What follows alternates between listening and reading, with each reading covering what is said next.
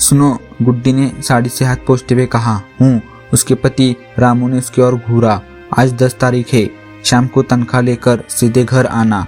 उस मुए कलुआ के साथ नोट दूनी करने के चक्कर में जुए फड़ पर मत बढ़ जाना। पिछले माह आधी तनख्वाह दे आए थे। ठीक है। मुंह बिचकाकर रामू साइकिल की चाबी लेकर बाहर निकल गया। गुड्डी पति को जाते हुए देख रही थी जब तक कि वो आंखों से ओझल ना हो गया और फिर लौटकर घर के काम में लग गई। घर का कार्य निपटा कर उसे भी तो बाबूजी के यहाँ कोठी में काम करने जाना था और वहाँ से साहब जी के यहाँ खाना बनाने भी जाना था। उसने जल्दी जल्दी काम समाप्त किया और बाहर निकल गई। रास्ते में उसकी सहेली मीरा भी मिल गई और दोनों ही कॉलोनी में कार्य करते हेतु तेज गति से चल पड़ी। गुड्डी और मीरा दोनों आसपास रहती थी।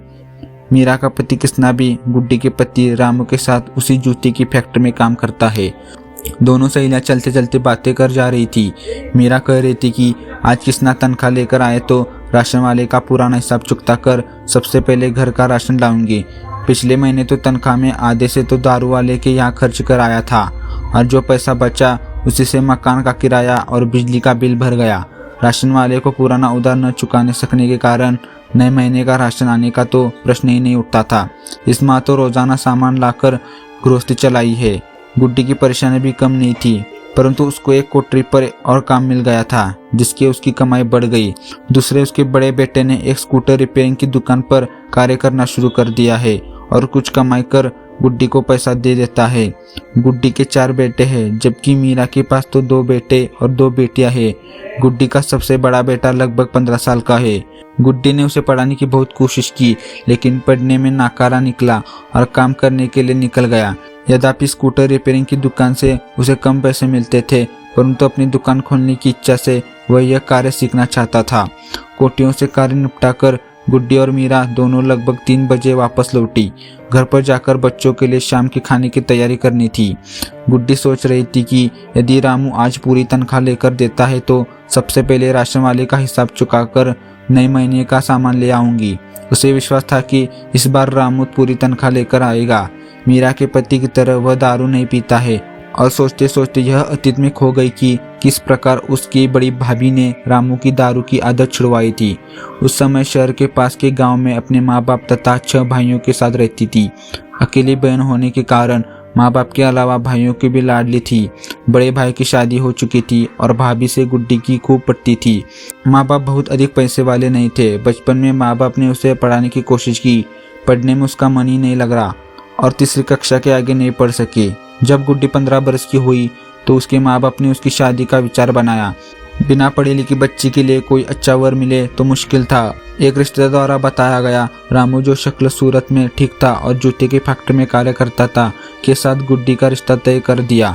माँ बाप और 6 भाई ने इकलौती बेटी और बहन की शादी धूमधाम से की।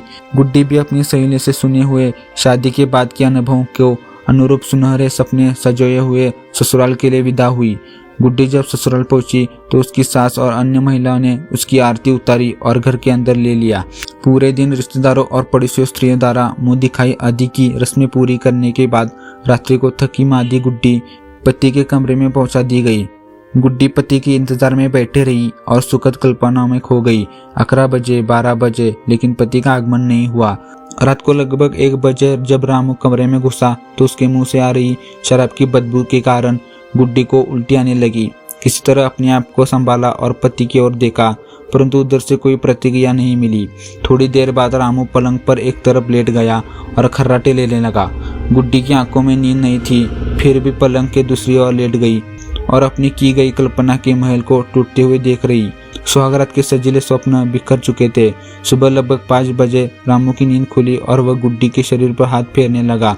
गुस्से के कारण गुड्डी ने उसका हाथ झटक दिया। तब वह गालियां बकता हुआ कमरे से बाहर चला गया। गुड्डी की रुलाई फूट पड़ी। दूसरे दिन रामू रात लगभग 9 बजे आ गया, लेकिन उसके मुंह से शराब की दुर्गंध आ रही थी जो गुड्डी को असहनीय लगी। थोड़ा कम पिए हुए था। अंत गुड्डी ने उससे बात करने की कोशिश की, लेकिन वह गुड्डी की बातें ना सुनकर लड़खड़ा था, जुबान में कुछ कह रहा था और थोड़ी देर बाद लेटकर सो गया। गुड्डी के पास अपने भाग्य को दोष देने के अलावा कुछ नहीं था। लगभग 2 घंटे बाद रामू का नशा कम हुआ तो वह गुड्डी के शरीर से खेलने लगा। गुड्डी को गुस्सा तो बहुत था, परंतु कुछ सोचकर उसने मना नहीं किया और इसी प्रकार दूसरी रात बीती। गुड्डी की सहेलियों में बताया था कि सुहागरात के दिन पति कुछ न कुछ उपहार अवश्य देते हैं, परंतु यहाँ तो गुड्डी को गालियां ही मिली और इसी प्रकार दिन बीतने लगे। गुड्डी ने भी इसे अपना भाग्य मानते हुए समझौता कर लिया। वो जाना, सुबह उठकर घर के कामों में लगना और रात्रि को शराबी पति की गालियां, रात्रि को और अपने शरीर का शोषण उसने अपनी नीति मान लिया था। लगभग 20 दिन बाद आज गुड्डी बहुत खुश है, क्योंकि आज उसका भाई उसकी विदा कराने आ रहा है। सावन का महीना जो है, भाई आया और गुड्डी खुशी खुशी उसके साथ अपने पीहर के लिए रवाना हुई। माँ बाप से मिलकर पहले तो गुड्डी खूब रोई, जो स्वाभाविक था, परंतु यह सोचकर कि माँ बाप को दुख होगा, ससुराल की वस्तुस्थिति को छुपा लिया। हालांकि गांव की सहेलियों के सामने बातचीत में उसकी दुखद कहानी उसके मुंह में फूट पड़ी। सहेलियां भी सिर्फ सांत्वन देने के अतिरिक्त क्या कर सकती थी। राखी वाला दिन भी आ गया और गुड्डी ने 6 भाइयों की कलियों पर राखी बांधी और सभी से उपहार प्राप्त किया।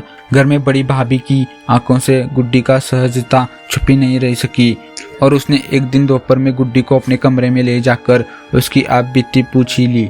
गुड्डी भाभी से लिपट कर खूब रोई। भाभी को यह समझते देर नहीं लगी कि गुड्डी के दुख के कारण पति का शराब पीना है और यह भी जानती थी कि शराब की लत आसानी से नहीं छूटती। उसकी भाभी ने गुड्डी के साथ मिलकर एक योजना बनाई। 4 दिन बाद गुड्डी का पति उसे लेने आया तो शराब पिए हुए था। गुड्डी ने उसे दरवाजे पर ही रोककर अपने माता पिता के पास न जाने की बात कही और गांव में स्थित धर्मशाला में उसके रुकने का इंतजार कर दिया और कहा कि सुबह बिना शराब पिए आएगा, तभी माता पिता से मुलाकात हो सकेगी। रामू को बुरा तो बहुत लगा, लेकिन दूसरा कोई रास्ता नहीं था। अंत धर्मशाला में जाकर सो गया। सुबह नहा धोकर ससुराल पहुंचा और गुड्डी ने अपने माता पिता से मिलवाया। रामू ने माता पिता से गुड्डी को ले जाने की बात कही तो माता पिता ने गुड्डी की बड़ी भाभी को बुलाकर विदा की तैयारियां करने का आदेश दिया। भाभी गुड्डी के पति को अपने कमरे में लेकर गई और स्पष्ट शब्दों में गुड्डी की विदा करने से मना कर दिया। कारण पूछने पर उसने कहा कि आपको शराब और गुड्डी में से एक को ही चुनना पड़ेगा।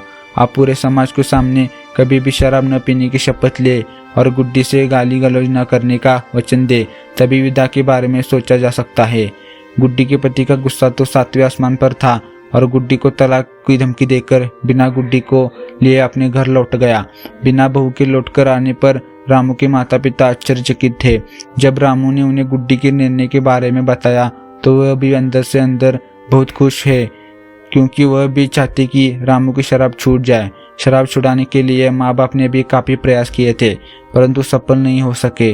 2-4 दिन तो रामू गुड्डी से तलाक के बारे में सोचता रहा, परंतु रात होते ही उसे गुड्डी की याद आने लगी। माता पिता ने भी उसे समझाया कि शराब छोड़कर गुड्डी को ले आए, अन्यथा तलाक होने पर उसकी दूसरी शादी असंभव होगी। लगभग 1 सप्ताह बाद उसने अपने माता पिता को शराब छोड़ने का आश्वासन दिया और पंचायत करने गुड्डी को ले जाने के लिए कहा। माता पिता तो यह चाहते ही थे और उन्होंने तुरंत 4-5 रिश्तेदारों को बुलाया और रामू को लेकर गुड्डी के घर पहुंच गए। पंचायत में रामू ने शराब को हाथ न लगाने का नियम और गुड्डी को प्यार से रखने का आश्वासन दिया। यह सुनकर गुड्डी के माँ बाप, भाई भाभी तथा सभी रिश्तेदार बहुत खुश हुए। रामू के माँ बाप अंदर ही अंदर भगवान गुड्डी तथा गुड्डी के भाभी को धन्यवाद दे रहे थे। धूमधाम से गुड्डी की विदाई हुई और जाते जाते भाभी ने गुड्डी को एक चुटकी भरी। गुड्डी भाभी से एक बार पुनः लिपट गई। आज गुड्डी पुनः ससुराल आई थी। दिन में सारस और पड़ोसियों से मीठी मीठी बात कर शाम को अपने कमरे में पहुंची और कमरे में गुलाब के फूलों से सजाया। रात्रि में सुहाग के जोड़े में पलंग पर बैठकर पति का इंतजार करने लगी। मेज पर केसर के दूध का गिलास उसने पहले ही रख लिया था। रामू आज 8 बजे घर आ गया और सीधा अपने कमरे में पहुंचा। आज उसके हाथ में एक चमेली के फूलों का गजरा था और मुंह से पानी की खुशबू आ रही थी। कमरे में घुसते ही उसने कुंडी बंद की और गुड्डी के बालों से गजरा लगाकर गुड्डी को चूम लिया। कुर्ती की जेब से एक चांदी का नेकलेस निकालकर गुड्डी के गले में डाल दिया। गुड्डी भी रामू के सीने से चिपककर आज को ही अपनी वास्तविकता सुहागरात मान रही थी। समय भी वह मन ही मन अपनी भाभी को धन्यवाद देना नहीं भूली।